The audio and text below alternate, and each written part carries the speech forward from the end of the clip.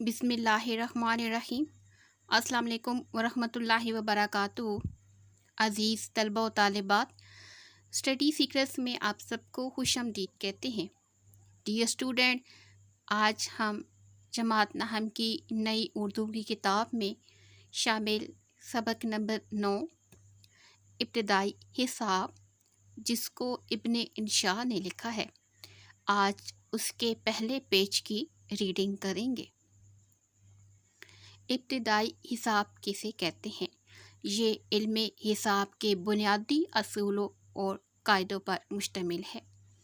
یہاں پر 7 تصویر بھی دی گئی ہے: جمع، تفریق، تقسیم، برابر، ضرب، تکون، فیصد اور آخر میں خاتمہ یعنی فل سٹاپ۔ تو ابتدائی حساب میں یہ اہم چیزیں انتہائی بنیادی اہمیت کی حامل ہیں، جن کو مصنف نے وہ موضوع بحث بنایا ہے۔ سب سے پہلے ہم مقاصد تدریس کو دیکھتے ہیں کہ وہ کیا ہے، اس سبق کو لکھنے کا یا سلیبس میں شامل کرنے کا کیا مقصد ہے۔ طلبہ کو آگاہ کرنا کہ بعض نثر نگاروں کی حصے مزاح بڑی تیز ہوتی ہے۔ یہ لفظ ہے حس، جس طرح ہے سونگھنے کی حس، چکھنے کی حس، دیکھنے کی حس، اسی طریقے سے یہ حصے مزاح ہے بڑی تیز ہوتی ہے، اور ان کی عام گفتگو میں بھی کتنے ہی لطیف پہلو موجود ہوتے ہیں۔ یعنی کچھ نثر نگاروں کی جو حصے مزاح ہے وہ بڑی تیز ہوتی ہے۔ اس سے مراد یہ ہے کہ یہ اللہ تعالیٰ کی طرف سے کچھ لوگوں میں فن ہوتا ہے، کچھ لوگوں کی طرف سے گاڈ گفٹڈ خدا داد صلاحیت دی جاتی ہے۔ کچھ لوگ چھوٹی چھوٹی باتوں سے وہ مذاق کے پہلو نکال لیتے ہیں، جس سے ایک طرف تو دوسرے شخص تک مطلب کی بات پہنچ جاتی ہے، تو دوسری طرف وہ محسوس بھی نہیں کرتا، کیونکہ الفاظ کا چناؤ جو ہوتا ہے وہ ہنسی مذاق والا ہوتا ہے۔ ابن انشا اس خوبی سے مزین ہے، یعنی انہیں یہ خوبی عطا کی گئی ہے۔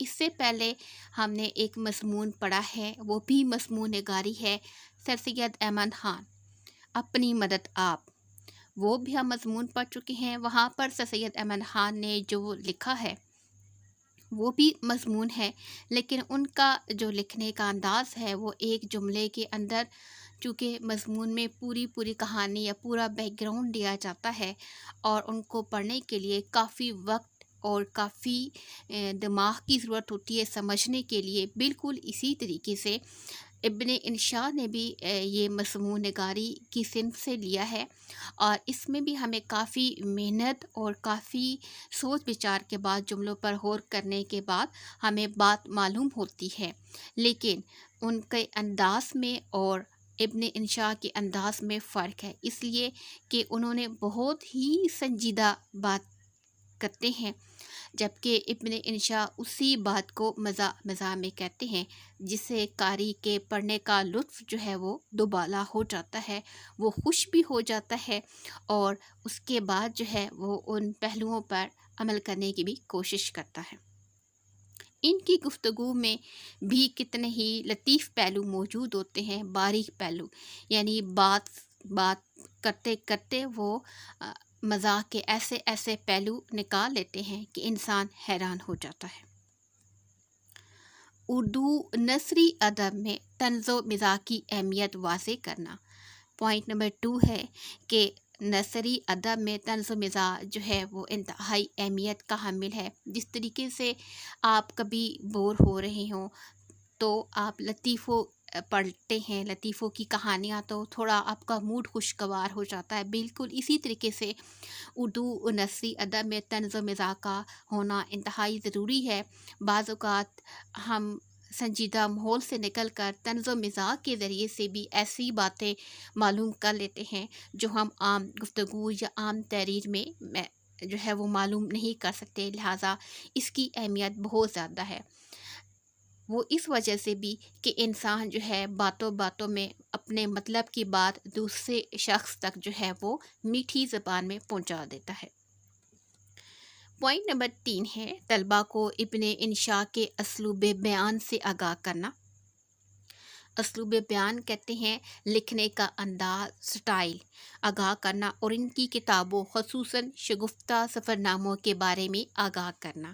ابن انشاء کا جو اسلوب بیان ہے وہ انتہائی شگفتہ ہے، جملوں کا استعمال جو کیا گیا ہے وہ انتہائی شیرینی اور میٹھی زبان میں کیا گیا ہے، بہت اچھے انداز میں جو ہے وہ ابتدائی حساب اگرچہ ایک مشکل مضمون ہے، لیکن جس انداز میں اور جس ذہنی کیفیت سے گزر کر انہوں نے یہ بیان کیا ہے وہ ناقابل بیان ہے۔ اگر آپ خود اس سبق کو پڑھیں گے تو پڑھنے کے بعد جب آپ اس کی اہمیت کو اور اسے اچھی طریقے سے سمجھ جائیں گے تو تب آپ کو اندازہ ہوگا کہ ابن انشاء نے جو ہے وہ کتنی ذہانت سے جو ہے وہ ایک سنجیدہ اور ایک خشک مضمون کے جو ٹاپک ہیں جمع تفریق ان کو زندگی کے عملی پہلو پر اپلائی کرتے ہوئے حالات کو بیان کیا ہے۔ طلبہ کو اردو کی پہلی کتاب از مولانا محمد حسین آزاد کے بارے میں بتانا اور انہیں آگاہ کرنا کہ تعریف نگاری یا پیروڈی کیا ہے۔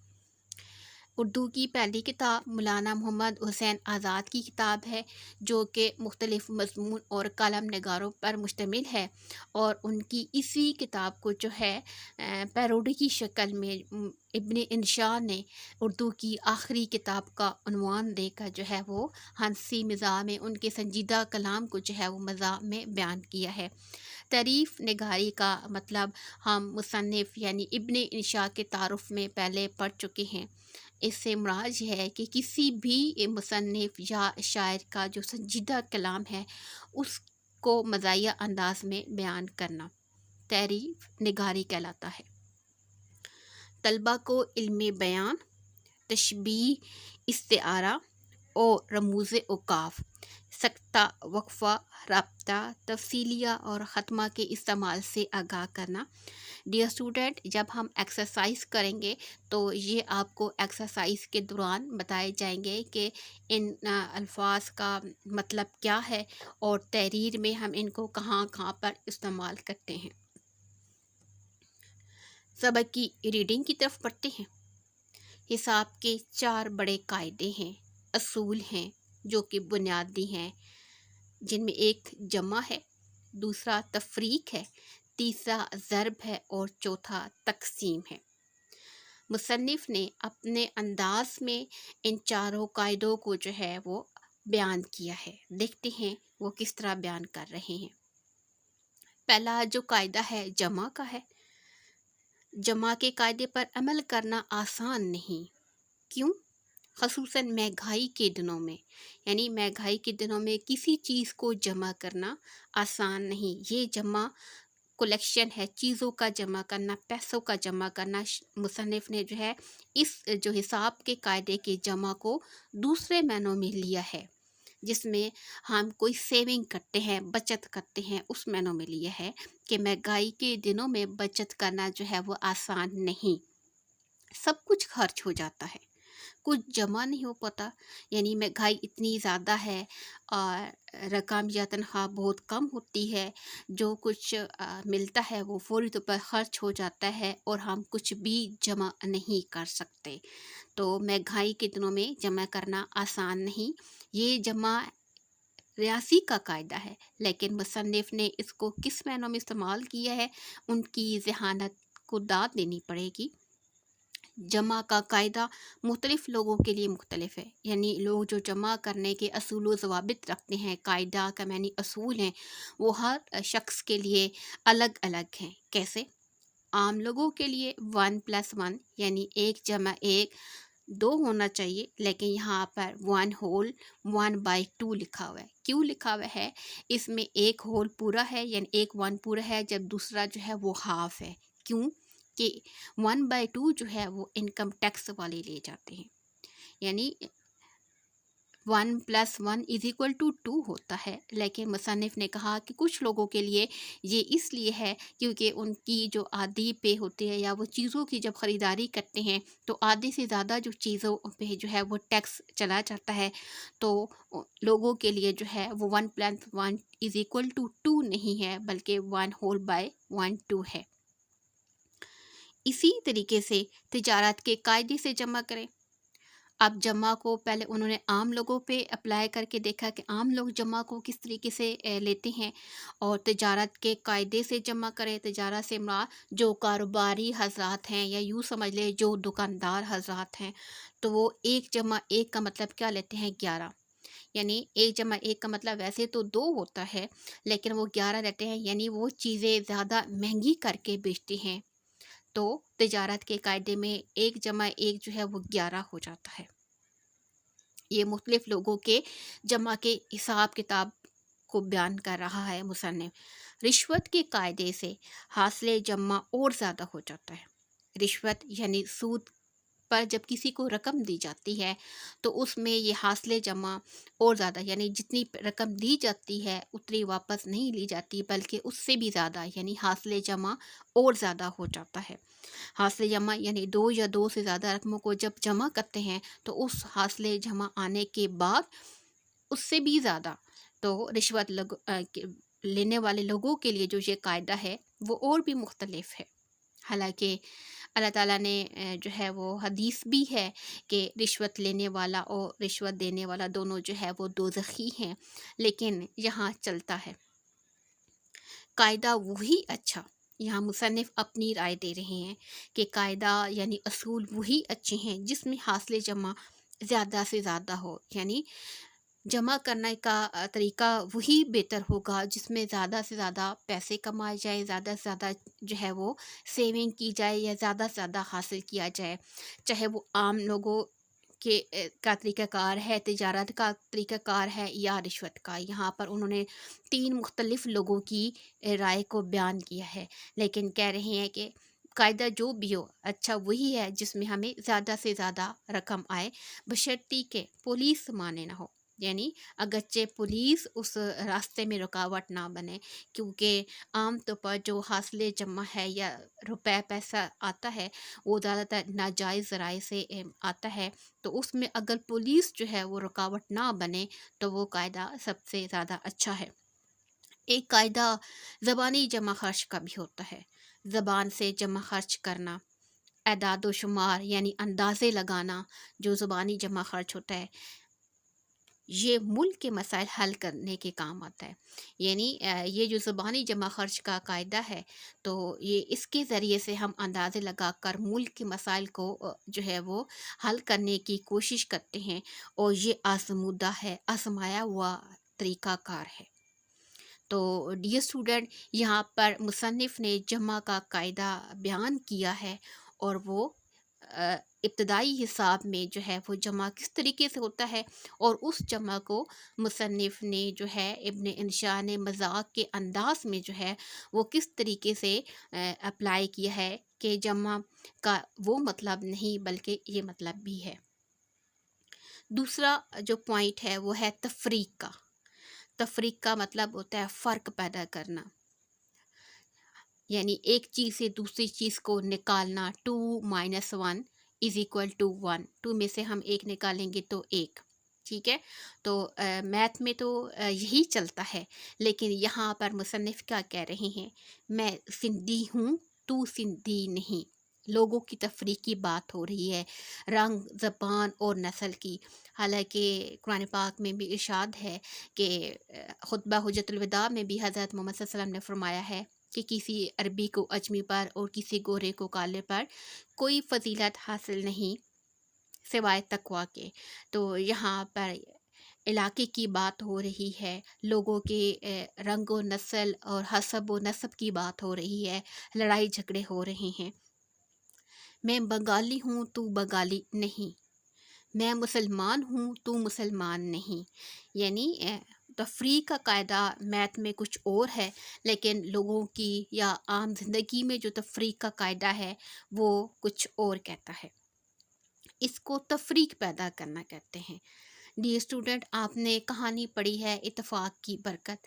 ایک کسان کے 4 بیٹے ہوتے ہیں، اگر مل جل کر رہیں تو کیا ہوتا ہے، اتفاق میں برکت ہوتی ہے، اور کوئی بیرونی طاقت یا کوئی دشمن ان پر اگر حملہ کرے تو مل کر اس کا مقابلہ کیا جاتا ہے۔ لیکن یہاں پر مصنف کہہ رہے ہیں کہ تفریق کا مطلب جو ہے وہ ایک دوسرے کو ختم کرنا، ایک دوسرے میں فرق ڈالنا، اور جو ہے حساب کا یہ قاعدہ بھی قدیم زمانے سے چلا آ رہا ہے۔ یہاں پر مصنف یہ کہہ رہے ہیں کہ تفریق میں جو حساب کا یہ جو قاعدہ ہے وہ پرانے زمانے سے آ رہا ہے۔ تفریق کا ایک مطلب ہے منہاک کرنا، یعنی ختم کرنا، یعنی نکالنا، ایک عدد میں سے دوسرے عدد کو نکالنا۔ جیسے آپ کو شروع میں بتایا ہے 2 - 1 = 1۔ بعض عدد از خود نکل جاتے ہیں، یعنی بعض لوگ جو ہے وہ خود نکل جاتے ہیں، اور بعضوں کو زبردستی نکالنا پڑتا ہے، ڈنڈے مار کر نکالنا پڑتا ہے۔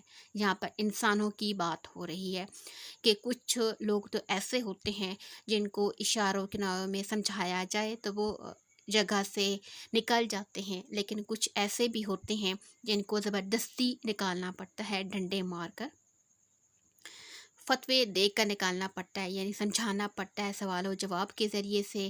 کسی وکیل یا جج کے پاس کسی قسم کے معاملات ہیں تو کچھ لوگ ایسے ہوتے ہیں جو عقل مند ہوتے ہیں، جو زیادہ سمجھ بوجھ رکھتے ہیں، لڑائی جھگڑا نہیں چاہتے، تو وہ خود بخود نکل جاتے ہیں۔ لیکن کچھ ایسے بھی ہوتے ہیں جن کو زبردستی نکالنا پڑتا ہے دلائل دے کر۔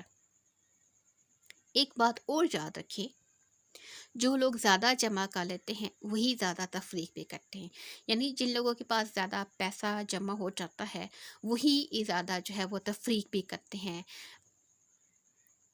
انسانوں اور انسانوں میں، مسلمانوں اور مسلمانوں میں۔ یعنی جب لوگ امیر ہو جاتے ہیں، ان کے پاس اختیارات آ جاتے ہیں، پیسے کی طاقت اور نشہ ہوتا ہے، تو وہ اس طاقت اور اس اختیار کا استعمال کرتے ہوئے جو ہے وہ انسانوں میں تفریق کر دیتے ہیں۔ امیر اور غریب کا فرق جو ہے وہ سامنے آ جاتا ہے، اور لوگ عموماً امیروں کے ساتھ دوستیاں رکھتے ہیں اور غریبوں کو جو ہے وہ مزید جو ہے وہ بدتر کر دیتے ہیں، ان پر ان کے حقوق جو ہیں وہ کوشش کرتے ہیں کہ انہیں وہ سب کچھ نہ ملے۔ عام لوگ تفریق کے قاعدے کو پسند نہیں کرتے، کیونکہ حاصل تفریق کچھ نہیں آتا، یعنی تفریق کرنے سے کچھ نہ کچھ ہاتھ سے چلا جاتا ہے، ختم ہو جاتا ہے، حاصل کچھ نہیں آتا۔ اس لیے جو لوگ ہیں وہ تفریق کو پسند نہیں کرتے۔ آدمی ہاتھ ملتا رہ جاتا ہے، یعنی کچھ نہ کچھ ختم ہو جاتا ہے، جبکہ حاصل جمع کو سب پسند کرتے ہیں۔ تیسرا پوائنٹ ہے ضرب۔ یہ میتھ کے بنیادی قاعدے میں شامل ہے، اور مصنف نے ضرب کو کن معنوں میں استعمال کیا ہے یا کون سا معنی وہ لے رہے ہیں وہ دیکھتے ہیں۔ تیسرا قاعدہ جو ہے وہ ضرب کا ہے۔ ویسے تو ضرب ملٹی پلائی کو کہتے ہیں، لیکن یہاں پر ضرب سے مراد مارنا ہے۔ ضرب کی کئی قسمیں ہیں، مثلا ضرب خفیف، خفیف کہتے ہیں ہلکی معمولی ضرب، معمولی چوٹ۔ ضرب شدید جو تھوڑی گہری ہوتی ہے، سخت ہوتی ہے، اور ضرب کاری کہتے ہیں گہری چوٹ کو جو بہت زیادہ تکلیف دہ ہوتی ہے۔ ضرب کی ایک اور تقسیم بھی ہے، ایک تقسیم تو شاعر مصنف نے یہ بتائی ہے کہ ہلکی، شدید اور گہری چوٹ جس کو کہتے ہیں، ہلکی چوٹ، سخت چوٹ اور پھر گہری چوٹ، اور ایک اور بھی بتا رہے ہیں۔ ضرب کی ایک اور تقسیم بھی ہے، پتھر کی ضرب یعنی پتھروں سے مارنا، لاٹھی کی ضرب یعنی ڈنڈے لگانا، بندوق کی ضرب یہ اور خطرناک ہے، تو اس کی مختلف قسمیں بتا رہے ہیں۔ علامہ اقبال کی ضرب کلیم ان کے علاوہ ہے، یعنی یہ ضرب جو شاعر مصنف بتا رہا ہے وہ مارنے والی ضرب ہے، لیکن اس ضرب کو ذہن میں رکھتے ہوئے آپ علامہ اقبال کی ضرب کلیم کی طرف مت جائیے گا، کیونکہ وہ شاعری کی ایک کتاب ہے، اس کتاب کا نام ہے، جبکہ مصنف جو ہے اس ضرب کی بات کر رہے ہیں جس کا مطلب ہوتا ہے چوٹ دینا، تکلیف دینا، نقصان پہنچانا۔ حاصل ضرب کا انحصار اس پر ہوتا ہے، یعنی جو چیز بھی حاصل ضرب ہو اس کا انحصار، اس کا نتیجہ اس بات پر ہے کہ ضرب کس چیز سے دی گئی ہے یا لگائی گئی ہے۔ یعنی جب کسی انسان کو چوٹ دی جاتی ہے، لگائی جاتی ہے، مارا جاتا ہے یا تکلیف دی جاتی ہے، تو تکلیف دینے کے بعد انحصار یا اندازہ لگایا جاتا ہے کہ وہ ضرب کس چیز سے دی گئی ہے، یعنی کیوں مارا ہے، اس کے پیچھے کون سے اہم ترین محرکات تھے، کون سے مقاصد یا موٹو تھے جن کو سامنے رکھ کر ایک شخص کو تکلیف پہنچائی گئی ہے۔ ضرب کس چیز سے دی گئی ہے یا لگائی گئی ہے۔ آدمی کو آدمی سے ضرب دیں، ویسے تو عدد کو ضرب دی جاتی ہے، جیسے 2 × 2 = 4، تو یہاں پر ہے آدمی کو آدمی سے ضرب دیں تو حاصل ضرب بھی آدمی ہی ہوتا ہے، لیکن ضروری نہیں کہ وہ زندہ ہو۔ اس سے مراد کیا ہے؟ یعنی ضرب آدمی کو آدمی سے دی جائے، یعنی ایک آدمی دوسرے آدمی کو مارے، کیونکہ ضرب کا جو مصنف نے معنی لیا ہوا ہے وہ ہے مارنا۔ تو اگر آدمی کو آدمی سے ضرب دی جائے، یعنی ایک آدمی ہی دوسرے آدمی کو مارے، تو ضروری نہیں کہ وہ زندہ ہو، وہ مر بھی سکتا ہے۔ ضرب کے قاعدے سے کوئی سوال حل کرنے سے پہلے تعزیرات پاکستان پڑھ لینی چاہیے۔ اس جملے سے مراد یہ ہے کہ اگر آپ ضرب کے قاعدے پر چل رہے ہیں، سوال کر رہے ہیں، مراد یہ ہے کہ اگر آپ مارنے پر تلے ہوئے ہیں، چاہے وہ آپ ڈنڈے سے مار رہے ہیں، چاہے آپ پتھر سے، چاہے آپ بندوق سے، کوئی اسی طریقے سے بھی کر رہے ہوں، تو مارنے سے پہلے آپ کو جو ہے وہ سزا کے اصول و ضوابط کا بھی پتہ ہونا چاہیے، اصول و ضوابط کا بھی پتہ ہونا چاہیے کہ کس چیز کو کتنا مارنے سے کیا سزا ملتی ہے۔